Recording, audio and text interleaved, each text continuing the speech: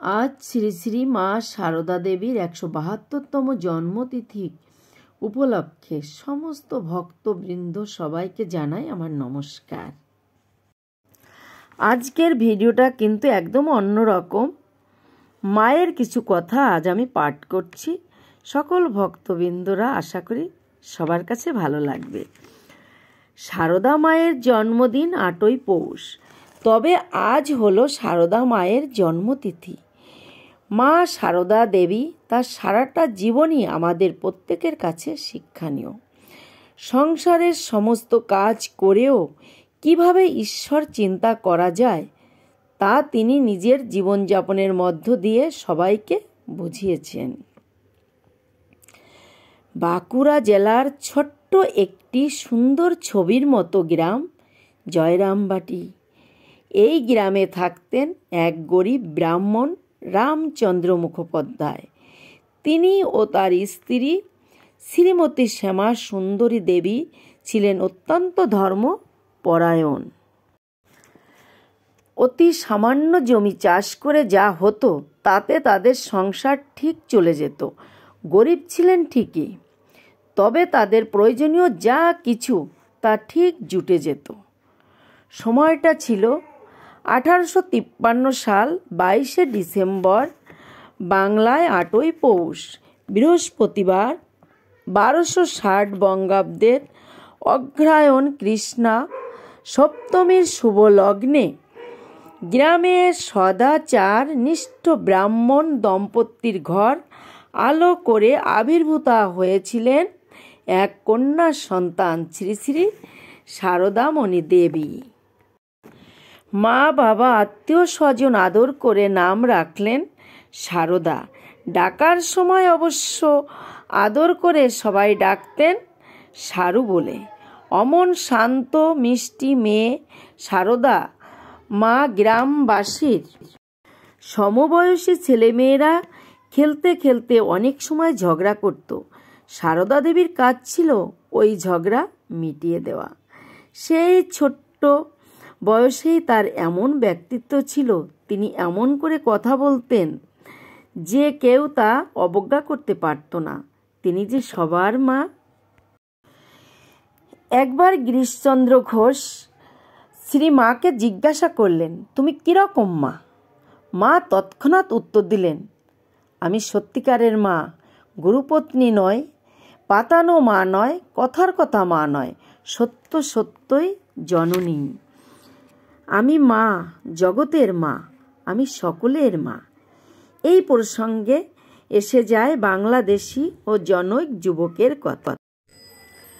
যুবকটি কলকাতায় থেকে লেখাপড়া করতেন। তার বন্ধুর প্রেরণায় তিনি একদিন সবান্ধব জয়রামবাটিতে এসেছেন। যুবকটি মাকে প্রণাম করতেই মা তাকে বললেন, বাবা স্নান করে এসো, আমি তোমাকে দীক্ষা দেব। দীক্ষার সময় মা তাকে বললেন, আমি সকলের মা। শ্রী শ্রী মায়ের কথা শুনে দীক্ষার আসনে উপবিষ্ট যুবকটি মায়ের মুখের উপর বলে দিলেন, আপনি কেন আমার মা হবেন? আমার মা তো আমার বাড়িতে আছেন, এখনো জীবিত। মা ভক্তটির চোখে স্থির দৃষ্টি স্থাপন করে বললেন, আমি সেই মা। তুমি ভালো করে তাকাও আমার দিকে, দেখো আমি তোমার সেই মা কিনা। শ্রী শ্রী মায়ের কথা মতো যুবক সন্তান শ্রী শ্রী মায়ের দিকে তাকালেন এবং তার অনুভূতি প্রকাশ করে বললেন, অপর বিস্ময় দেখলাম, মানে ছেলেটি এখন বলছেন যে সাক্ষাৎ আমার সেই গর্ভধারিণী আমার সম্মুখে বসে রয়েছেন। আমি কি স্বপ্ন দেখছি, অথবা একই সম্মোহনের প্রভাব? ভালো করে চোখ রগড়ে আবার দেখলাম, বাড়ির সেই গর্ভধারিণী মা আমার সামনে বসে আছেন। আমার সমস্ত শরীর স্থির হয়ে গেল। মা মা বলে লুটিয়ে পড়লাম ওই চরণে। স্তব্ধ হয়ে গেল সব যুক্তিতর্ক। চিরদিনের মতো আত্মসমর্পণ করলাম ওই চরণে। উনি আমার মা, সকলের মা, উনি বিশ্বজননী, উনি জগৎ জননী।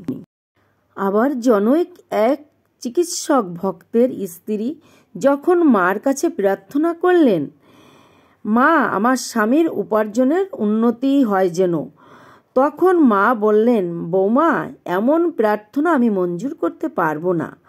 বললেন, এমন আশীর্বাদ আমি তোমাকে করতে পারবো না যে সকলে অসুখ হোক, কষ্ট পাক, তা তো আমি তোমাকে এই আশীর্বাদ দিতে পারবো না মা। সব ভালো থাকুক, জগতের মঙ্গল হোক। নিত্য স্নানের পরও তার মুখে প্রতিদিন উচ্চারিত হতো ওই প্রার্থনা, মা জগদম্বে, জগতের মঙ্গল করো, কল্যাণ করো। মা সকলের মা, সবার মঙ্গল। তানার প্রার্থনাই ছিল সব সন্তানদের যেন মঙ্গল হয়। সংসারে থাকতে গেলে কেমন করে থাকতে হয় জানো? যেখানে যেমন সেখানে তেমন, যাকে যেমন তাকে তেমন, যখন যেমন তখন তেমন। দোষ তো মানুষ করবেই, ও দোষ দেখতে নেই, ওতে নিজেরই ক্ষতি হয়। দোষ দেখতে দেখতে শেষে দোষই দেখে। মানুষ নিজের মনটি আগে দোষী করে নিয়ে তারপর পরের দোষ দেখে। পরের দোষ দেখলে তাদের কি হয়? নিজেরই ক্ষতি হয়। ভাঙতে সবাই পারে, গড়তে পারে কজন? নিন্দা ঠাট্টা করতে পারে সবাই, কিন্তু ভালো কাজ করতে পারে কজন? যদি শান্তি চাও মা, কারো দোষ দেখো না, দোষ দেখবে নিজের। জগৎকে আপনার করে নিতে শেখো, কেউ পর নয় মা, জগৎ তোমার। এবার মায়ের কাছে প্রার্থনা, মা আমাদের মানুষ করো, তোমার করে নাও।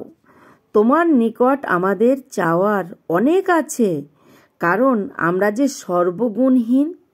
মা আমাদের ধৈর্য দাও, স্নেহ দাও, জ্ঞান বিবেক বৈরাগ্য দাও, সংযম দাও, তপস্যা দাও, আর দাও কাজে এক প্রাণতা। শুনেছি তোমার নাম কপালমোচন, তুমি আশিস করে আমাদের ললাটের সব কুকর্মরেখা মুছে দাও। আমরা যেন বিশ্বের মাঝে মাথা তুলে দাঁড়াই। মা তোমাকে প্রণাম জানাই। দর্শন কি রোজই হয়? ঠাকুর বলতেন, ছিপ ফেলে বসলেই কি রোজই রুই মাছ পড়ে? অনেক মাল মশলা দিয়ে একাগ্র হয়ে বসলে কোনো দিন বা রুই এসে পড়ল, কোনো দিন বা নাই পড়ল। তাই বলে বসা ছেড়ো না, জব বাড়িয়ে দাও। যেটুকু পেয়েছ তাতে ধরে রেখো। মনে ভাববে আর কেউ না থাক, আমার একজন মা আছে।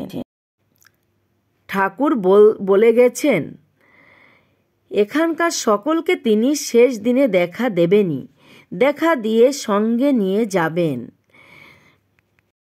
তো এখানে আমার পাঠ শেষ করছি। সবাইকে নমস্কার জানিয়ে, যদি ভালো লাগে লাইক কমেন্ট শেয়ার দিতে ভুলো না। আর নতুন বন্ধু হলে চ্যানেলটি সাবস্ক্রাইব করে চ্যানেলটির পাশে থাকবে আর বেল আইকনটি অন করবে, তাহলে এমন নতুন নতুন ভিডিও পেয়ে যাবে। সবাইকে আবার নমস্কার, সবাইকে ধন্যবাদ।